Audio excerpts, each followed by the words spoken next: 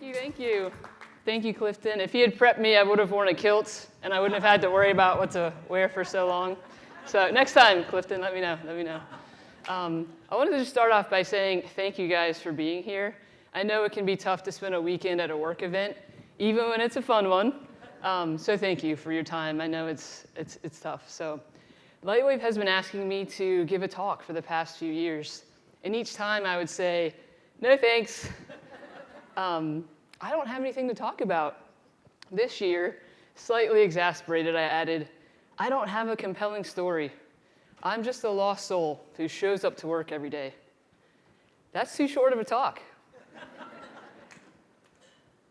Whether out of desperation or deep insight, we'll never know, John had said, a lost soul who shows up and works hard every day to become one of the most successful dentists in the company. I can't imagine a more compelling story. Now, I didn't fact check John, but I did think about what he said. I reflected on all of the great talks we've heard over the years and today and yesterday, and I thought about how did they make me feel? What did I like to hear about, and did I really have something to share? The previous talks have made me feel inspired. I've sat in awe of the accomplishments and the hard work of our fellow team members and doctors. But two things can be true, and sometimes, after the excitement settled down, I would reflect on the talks, and some sadness and envy would settle in. What I envied the most was the clarity, the deep, prolonged inspiration. For years, I felt like I was waiting for inspiration, searching for it. Find your passion. How many times have I heard that? How many times have you heard that? There's almost a pressure to it. It's such a common refrain. What do you want to be when you grow up? What are your 10-year goals? I barely know what I want for dinner most nights. I haven't ever been able to answer these questions. So I've always done the only thing I can think of. Just follow the opportunities. I know luck favors the prepared, so I've been preparing and working hard, learning how to be disciplined. Is it hard to show up every day when you don't have a lofty goal written on your mirror? Absolutely. But with some years behind me now and some insight gained over those years, there's also some freedom in it. Freedom to follow the opportunities that arise and freedoms to change your course. So I'll share my story with you today as an example of achieving something great one step at a time without a clear path forward. My hope is to connect with those of you who might also feel this way. It's okay. There are other ways to move forward. Some of us are fortunate enough to have clarity and to see the horizon as we drive along the road of life. And some of us can only see with the headlights light up. Just a frame of reference, from ground level, the average human range of vision is 3 miles. 3 miles to the horizon. Headlights, they only shine 350 feet ahead of the car, except for some of the new ones I learned from John today. But I don't think we get to choose whether we drive in clear daylight or in the darkness of night. We just have to work with what we have. And I've gotten quite far only seeing the next 350 feet. I'll bring you back to the first time I realized that I didn't know what I wanted to do with my life. High school. I grew up in Stafford, Virginia. Woo! A small suburb of DC. It's technically now Northern Virginia, but it wasn't when I was growing up, and it wasn't on the weather report maps.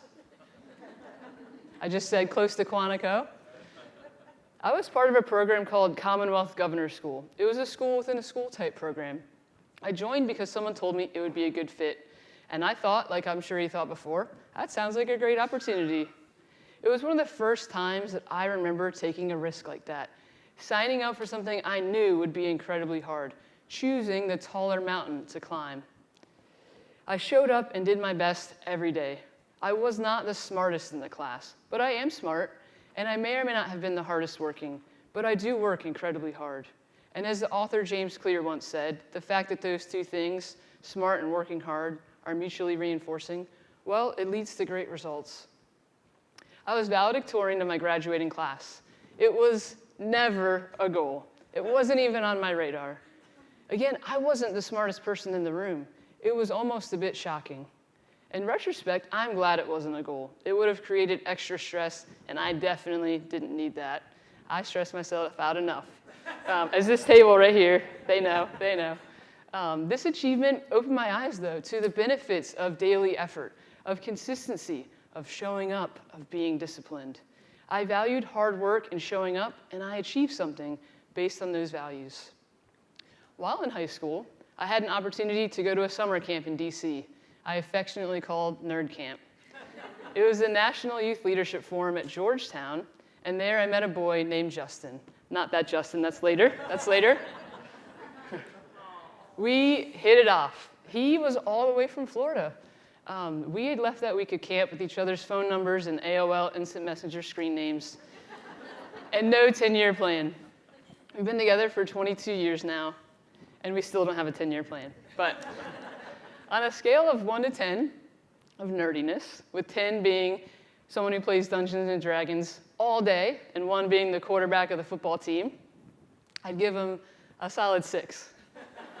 Our families were surprisingly open to letting us visit each other, and fortunately, at the time, there were $49 flights from Fort Lauderdale to DC on a commuter airline called TED. The first time our families met, his grandparents drove him all the way up from Florida to meet our families. Check us out.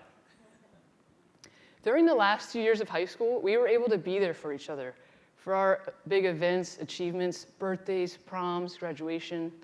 As we applied to college, I had no direction, no thoughts on what I wanted to do. I knew my strengths, science and hard work. I think science is a big one for all the doctors in here. I'd spent my summers exploring different career options through summer camps and internships, veterinary medicine, healthcare, research. I ended up selecting Vanderbilt because it was the best school that Justin and I got into. To be honest, I hadn't heard of it before. I applied on a whim because Justin visited and loved it. Plus, it sounded like a great opportunity. Vanderbilt was full of some of the smartest people I had ever met. It was initially a very overwhelming experience. I came from Stafford. Students had come from all over the country, all over the world, actually. Some had come from prestigious high schools with access to the best teachers and tutors. I limped along in my calculus class and leaned on classmates to help me through. I continued my now tradition of slow, steady, consistent work, step after step, day after day, and I learned to ask for help. I learned how to admit when I was struggling. Eventually, I got acclimated and the hard work began to pay off and compound again. I considered many career options: environmental science, biology research, chemistry, statistics, teaching, medicine. Nothing was sticking. But then I met Jenna. She was my physics lab partner, and she had a passion: dentistry. She had wanted to be a dentist for as long as she could remember. She's like Hermie from Rudolph and the Island of Misfit Toys. I'm also a 6 on the nerd scale. She worked as a dental assistant during high school. She talked about it non-stop, how she would return to her hometown and buy into the local booming dental practice. She talked about how dentistry can change lives, how much better the work-life balance was than medicine.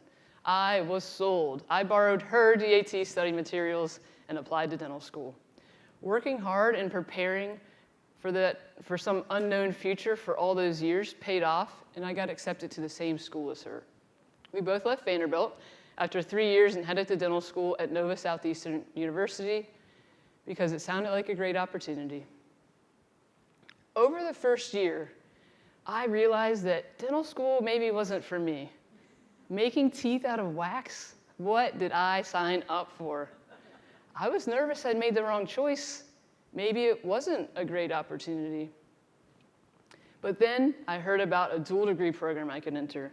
I could be one of the inaugural students of a program to get my Doctorate of Osteopathic Medicine and my DMD in 6 years. The program helped me delay choosing, and it opened up my options. So, of course, I signed up. I followed another opportunity. It was easy for me to pivot because I didn't have some lofty goal that I'd been striving tirelessly for. And it was a deal. 6 years, 2 doctoral degrees, and I only had to pay tuition for 5 years. What a bargain. The program allowed me to explore all specialties of dentistry and medicine. It was a great choice for me because it gave me so many experiences. It helped me mature, it rounded me out. I ended up picking a specialty that I thought suited my strengths, my values, my lifestyle, which was oral and maxillofacial surgery. Throughout that time, I was able to reflect on my values and my strengths. I wanted autonomy. I liked outpatient setting because there's less bureaucracy than large hospitals and surgery centers. But I liked that surgery could fix problems. At some point, I considered being a primary care physician, but the non-compliance of patients in medicine was infuriating. People not taking their prescribed medications or following your recommendations. On my primary care rotations, I learned that you can't help people who aren't ready to help themselves. I wasn't getting clarity over my goals, but clarity over my values. I also started reading a lot of nonfiction books like Principles by Ray Dalio, Obstacle is the Way by Ryan Holiday, and Bird by Bird by Anne Lamott. These books were dedicated to values, forward thinking, self-improvement. I was learning to stay curious and to be open-minded, to be a lifelong learner. I was interacting with so many people and hearing so many different stories. If you haven't taken the time to reflect on your values, I highly recommend doing so. Your values can act as a compass, guiding you when the path seems unclear. Your preparation serves as fuel to keep you moving forward. By developing and understanding your values, you'll have a reliable guide to help you make decisions and stay on course even when you feel lost. I graduated with my doctorates in osteopathic medicine and dental medicine and headed to Virginia Commonwealth University for residency in oral and maxillofacial surgery. You see my two hoods, green and purple. It was the most creative way to wear both. The program seemed to match my style and my interests the most at VCU. It also happened to be back in my home state, close enough to my parents to visit frequently. You know, it sounded like a good opportunity. As I started residency, having kids, it wasn't in the forefront of my mind or in the curriculum.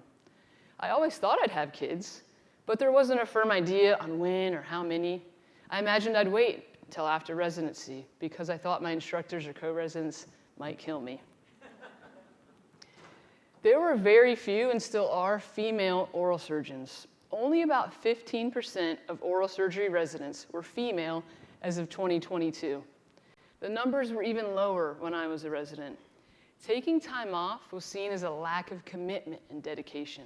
In medicine and surgery at the time, and probably still to this day, people preferred to brag about how unbalanced their lives were, how many hours straight they worked, not that they took time for personal growth or goals or families.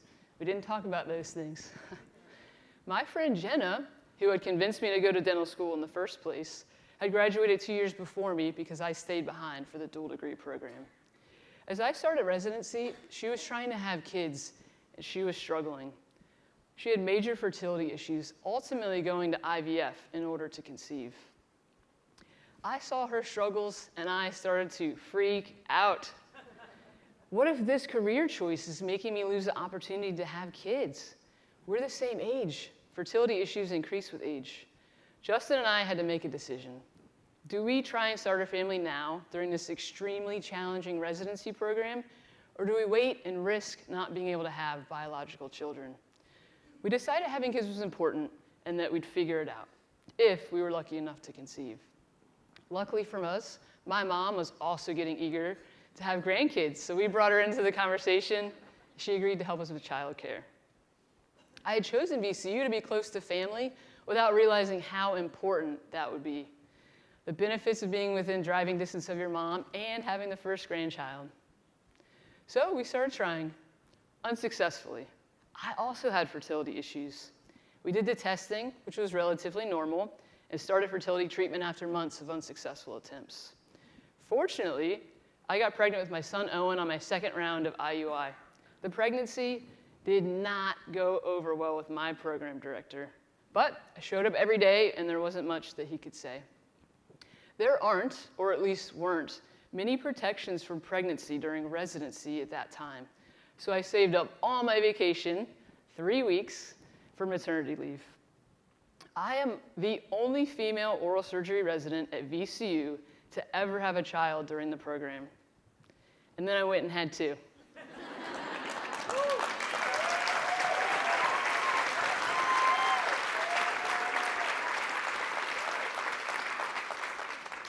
I had my daughter 15 months after my son Owen while in my chief residency year.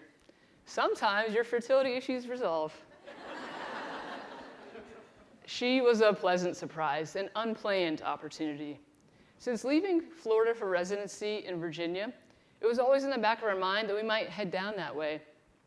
I applied to positions throughout Florida during my 3rd and 4th years of residency.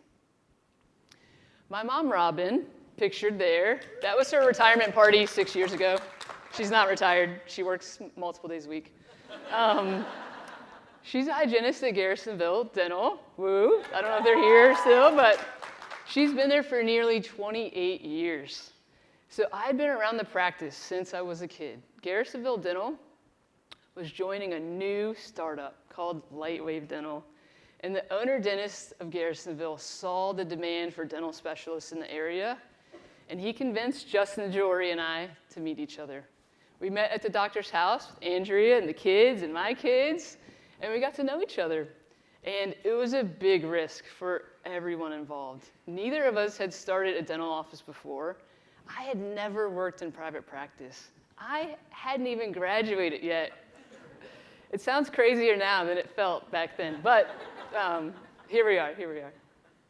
Lightwave's initial plan had been to acquire successful general dental offices with good cash flow, not start a new specialty practice with a fresh out-of-residency surgeon, as the company was just getting started. Per Justin, the investors initially said, no, that is not what we signed up for. And looking back, I know why they said that. But luckily for us, or me, there was a board member who was ready to take the leap, who saw an opportunity that shouldn't be missed. Kelly McCran stood out amongst the crowd and said, if you don't fund it, I will. Kelly knows a good opportunity. Shortly after, Alpine agreed that the numbers made sense, so we struck a deal. We would open a dental specialties practice from scratch. We worked with a consultant to help us get started. We didn't know what we needed. And luckily, sometimes it's good to not know how much you don't know. We would have been scared off, I think, if we knew that. We officially opened in October of 2017, and we hit the ground running. There really was a need for dental specialists in Stafford, Virginia. Dr. Eid, our endodontist, right there, joined prior to opening, and Dr. Canassi, right there. I pointed her out so Bruce would recognize her. She joined shortly after we opened. Garrisonville Dental has been a great supporter of Stafford Oral Surgery and Specialists. We're right next door to them, share the same roof, and that's part of our success too. The first year, they were over 50% of our referrals. But now we have over 60 referring offices.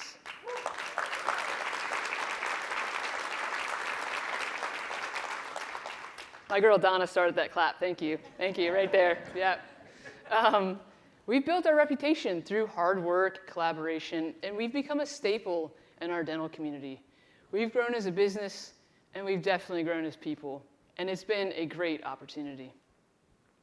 So, some people might ask, what's next?